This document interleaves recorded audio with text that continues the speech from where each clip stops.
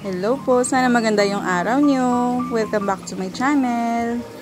This is your Aqua Mama and I will be teaching you on how to breed a danyo. First, mag-prepare kayo ng palanggana for your breeding at saka container na may butas-butas. Sa part ko, gumamit ako nung ganitong klaseng tray. At syempre, stocked water. Lakat-lakat, tagamay.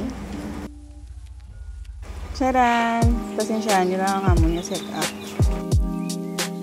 Next, lalagyan natin ng live water plant. So, sa part ko, ginamit ko yung hornworts. Pwede rin yung mga guppy grass or any live plants na available sa inyo. So that, by the time na ma-hatch na yung mga fry nung danyo, meron silang oxygen kahit hindi ka na gumamit ng aerator. Pasensyahan nyo lang na yung mga rinapta, kaya ginapanamit pa namin ng isdaan. So, sa part na to, nagdagdag lang tayo ng tubig para makalangoy yung mga breeder. Dapat enough yung tubig. Daga nga sa tubig, diba? Sasarapon ka kuring. It's time to get our breeders na. As you can see, nakaseparate yung male from female natin para hindi sila mag-premature spawning. I thank you. Ligali, Sir Fel, kaya kami napilian mo mag-adapt sa nimo nga mga danyo. Tayawan pa ko nila dakop yung setup nila karon arranged marriage.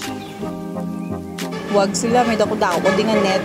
Baling net na mo ni 10 inches tag 105 na nanti sa shop. Diri lang kami sa barangay Cabugao Sur, Pavia. Halfway between Vita Ridge and Color Steel.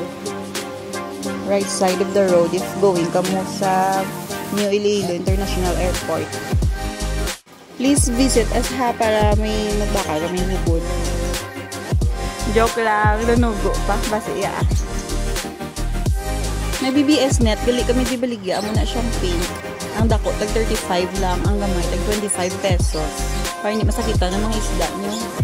Ilalagay na natin yung mga breeder danyo natin sa ating breeding setup.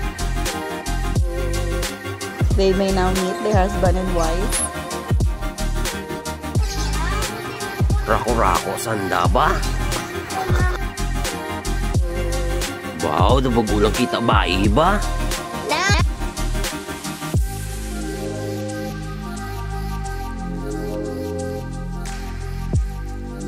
Then, balikan na lang po natin after 24 hours yung ating mga danyo. Take note po to separate the male from female. Ay mga ka-fish troop, share ko lang yung aming tank overflow. Yan ang setup. Abangan nyo na lang po sa next vlog natin. Kaya don't forget to like, share, and subscribe. Ito pala yung mga na-hatch natin na baby danyo. So, mga days old pa lang po sila. Siguro mga 3 days. This is your Aqua Mama and thank you so much for watching. See you in our next video.